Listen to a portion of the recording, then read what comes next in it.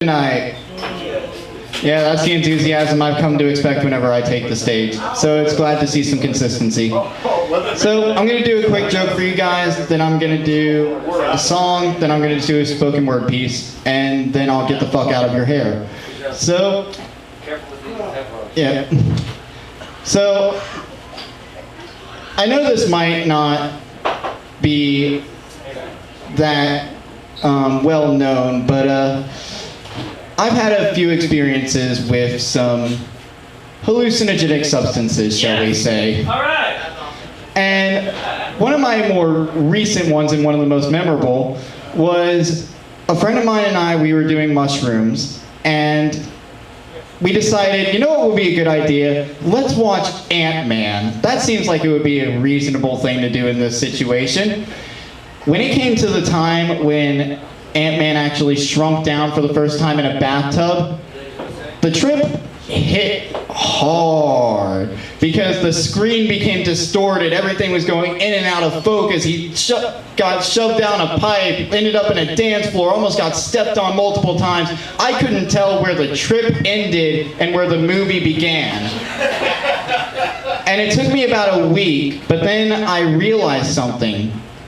That experience is a perfect metaphor for the 2016 election because it starts off somewhat reasonable. You have your usual idea of who the candidates are, and then the trip just hits you so hard and you can't tell when one thing ends and where the serious moment starts.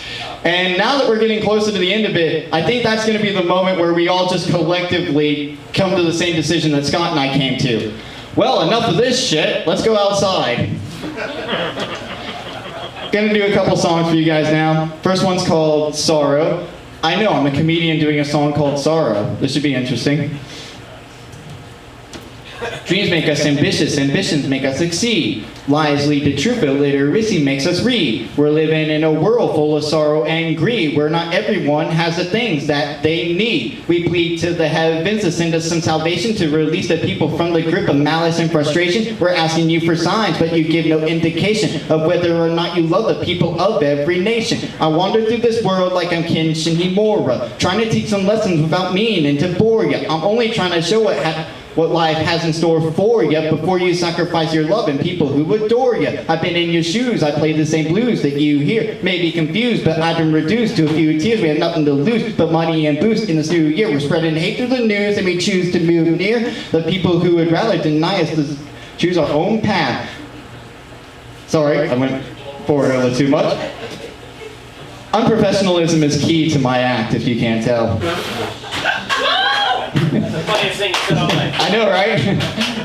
The people who deny us the right to choose our own path. We have to change and we're strange. We cry and they laugh. We're stuck in multiple problems, but no one does the math. So we're subtracting everybody, the servants, the paid staff. We made graphs to show how many people suffer. We take back every word that we said to our mothers. We'll never see the fact that everyone is just a brother or a sister of the causes because there's no buffer.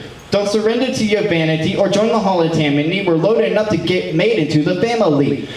We're trapped in this reality that seems so full of fallacies, and now we're stuck in some kind of mobster mentality with no other reason than to prove them wrong. We put messages of love and peace into each song, and if they want to fight us, we hit the bong and bounce discussions back and forth like ping pong. I would do sing-song, but I have enough trouble rapping. I'm not doing this for money, fame, or to stop trapping. I'm just trying to find my niche. Isn't that what life's about? But I can't find my purpose if I live in doubt. My fears are justified, but my hope will never die. I'll become a martyr before I give into fucking lies. We're apple filling and the leaders take some of the pie to eat in front of starving children as they start to cry. We're all living in a constant state of sorrow, making money for the bank because there's none left to borrow. If I don't see tomorrow, can I at least see the cargo that we're throwing away today with the rest of the carload? Wherever fallen stars go, I'd like to make my home. At least with them, I know my mouth will never foam. My hair looks like shit, but I'll never use a comb or any other possessions I don't need, like garden gnomes. If your appearance means more to you than other people, then you have no clue what it means